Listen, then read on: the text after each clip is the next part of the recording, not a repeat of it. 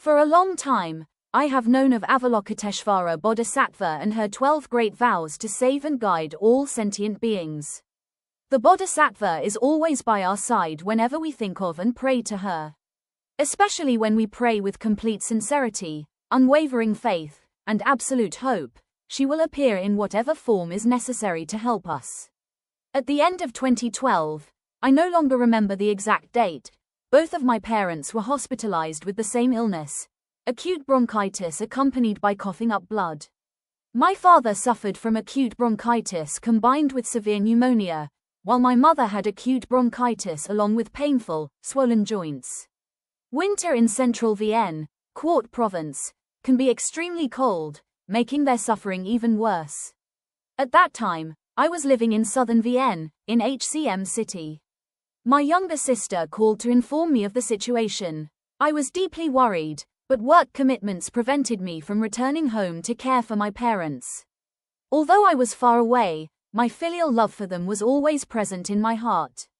The only way I knew to help was through the faith I had always trusted most deeply, relying on the compassionate protection of the Bodhisattva.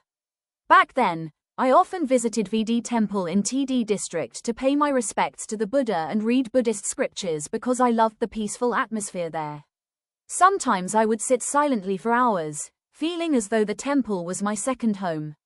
As soon as I received the news, I went straight to the temple and bowed before the Buddha in the main hall.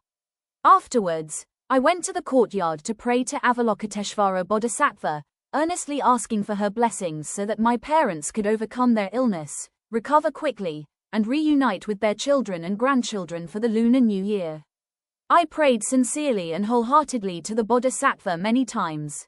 About 10 days later, I had a very unusual dream. In the dream, I went to the hospital to visit my parents. As soon as I reached the entrance, I saw my older cousin, my aunt's daughter, running out of the hospital looking extremely worried. When she saw me, she pulled me aside and whispered, "Please hurry. Your parents are in critical condition. Their illness is very serious.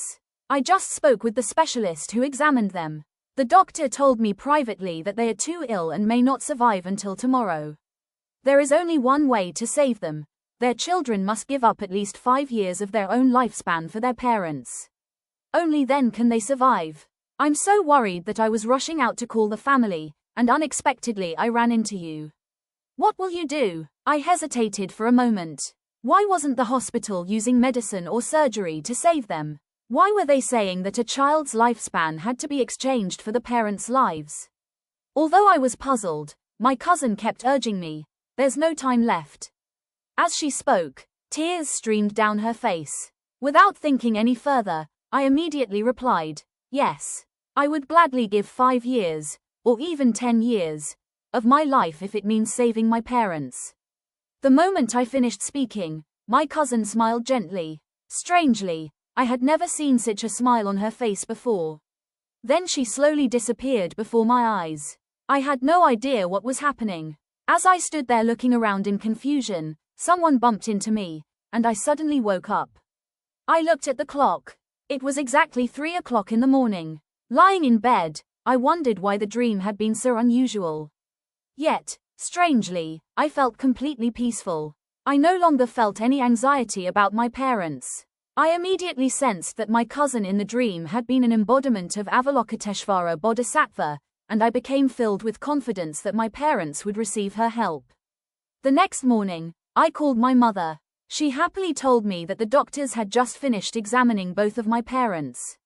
According to the doctors, their conditions had improved significantly, and within a few days they would be discharged in time to prepare for the Lunar New Year. Just 2 days earlier, when I had called home, my mother had said that their conditions might require transfer to a higher-level hospital in H City. Yet now they were being discharged earlier than expected. The situation changed so unexpectedly. I do not know what others may think, but I firmly believe that Avalokiteshvara Bodhisattva answered my prayers and helped my parents overcome their illness and danger.